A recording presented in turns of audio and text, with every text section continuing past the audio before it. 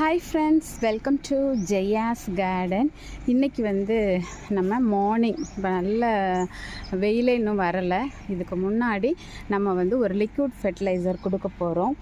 நம்ம மண்கலவையெல்லாம் போட்டு செடி வளர ஆரம்பித்து இப்போ ஒரு 10-20 நாள் ஆயிடுச்சு. குட்டி குட்டியாக எல்லாம் வந்திருக்காங்க. இந்த டைமில் நம்ம ஒரு லிக்விட் ஃபெர்டிலைசர் கொடுக்கறது நல்லாவே எஃபெக்டிவாக இருக்கும். அது என்ன அப்படின்னு பார்க்குறதுக்கு முன்னாடி ஜெயாஸ் கார்டன் சேனலை சப்ஸ்கிரைப் பண்ணல அப்படின்னா சப்ஸ்கிரைப் பண்ணிக்கோங்க. அப்படியே பக்கத்தில் இருக்கக்கூடிய பெல் ஐக்கானை ஆல் ஆப்ஷன் போட்டு வச்சுக்கோங்க. அப்போ தான் நான் போடக்கூடிய வீடியோக்கள் உங்களுக்கு உடனுக்குடனே நோட்டிஃபிகேஷனில் வரும். ஃப்ரெண்ட்ஸ், வாங்க வீடியோக்குள்ளே போகலாம். பாருங்கள், நம்ம வீட்டில் மாவு ஆட்டுற அந்த கிரைண்டர் கழுவுற தண்ணி, அதுக்கப்புறம் மாவு பாத்திரம் முடிஞ்சதுக்கப்புறமா கடைசி அந்த பாத்திரத்தை கழுவுறது எதையுமே வேஸ்ட் பண்ண மாட்டேங்க. அப்புறம் முட்டை டெய்லி வேக வைப்போம். அந்த முட்டை அவிச்ச தண்ணி, கார்ன் வேக வைக்கிற தண்ணி, ஏதாவது காய் நம்ம மேக்ஸிமம் காய் வேக வைக்க மாட்டோம், ஆவியில் தான் வைப்போம். ஏதாவது சில காய்களை வேக வச்சு தண்ணி எடுக்கிறோம் அப்படின்னா அந்த தண்ணி, இந்த மாதிரி எல்லாத்தையுமே எடுத்து ஸ்டோர் பண்ணி வச்சுக்குவேங்க. ஏதோ ஒரு பக்கெட்டில் ஊற்றி வச்சுக்கோங்க. கொஞ்சமாக நான் அது கூட என்ன பண்ணுவேன் அப்படின்னா, நிறைய போட முடியாது, காய்கறி கழிவுகள் நிறைய வரும், ஃப்ரூட்ஸும் நிறைய வரும் வேஸ்ட்டு. அது அவ்வளவும் அதில் போட்டால் நமக்கு தண்ணி ஊற்ற முடியாது. அதனால் நான் என்ன பண்ணுவேன்னா, கொஞ்சமாக ஒவ்வொரு கை அளவுக்கு கொஞ்சம் ஃப்ரூட்ஸு, கொஞ்சம் வெஜிடபிள்ஸோட அந்த வேஸ்ட்டையும் அது கூட போட்டு நல்லா மூடி போட்டு, இது கிட்டத்தட்ட 1 வீக் நீங்கள் புளிக்க வச்சிங்கனாவே போதுமானது. நம்ம 2 வீக்ஸ் வச்சிட்டோம், சரிங்களா. போன வாரம் எனக்கு ஊற்றுறதுக்கு டைம் கிடைக்கல, கொஞ்சம் வேலையாக வெளியில் போயிட்டேன். ஸோ தண்ணி ஊற்ற முடியாதுங்கிறதுனால கூட ஒரு வாரம் நான் வச்சுக்கிட்டேன்.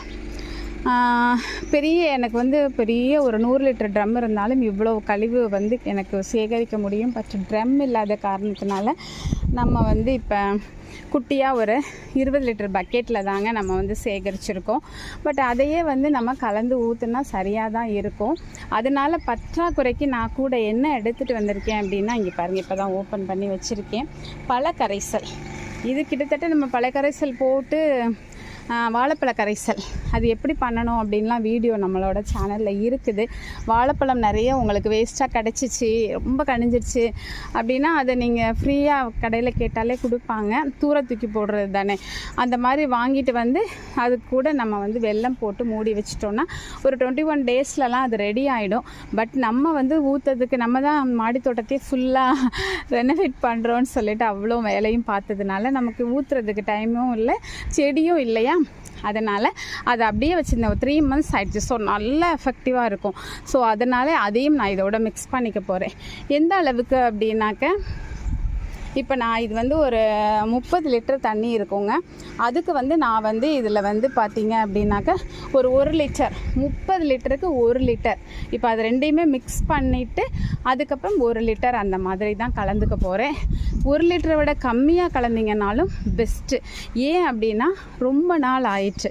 ஸோ நாள் அதிகமாக அதனுடைய வீரியத்தன்மை அதிகமாக இருக்கும்.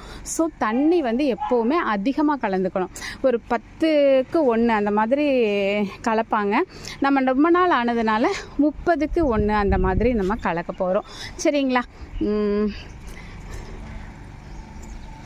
இப்போ நான் ஊற்றுறப்பெல்லாம் உங்ககிட்ட என்ன செய்ய முடியாது, காமிக்க முடியாது.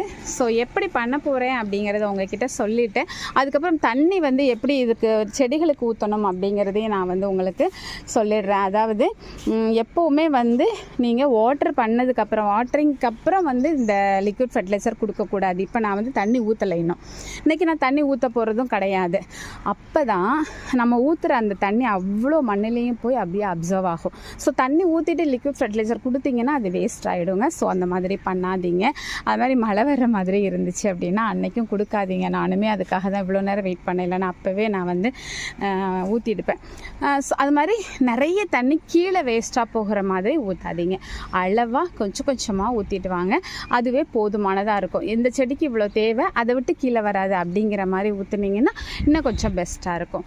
ஓகேங்களா. இந்த டிப்ஸ் உங்களுக்கு பிடிச்சிருக்கும்.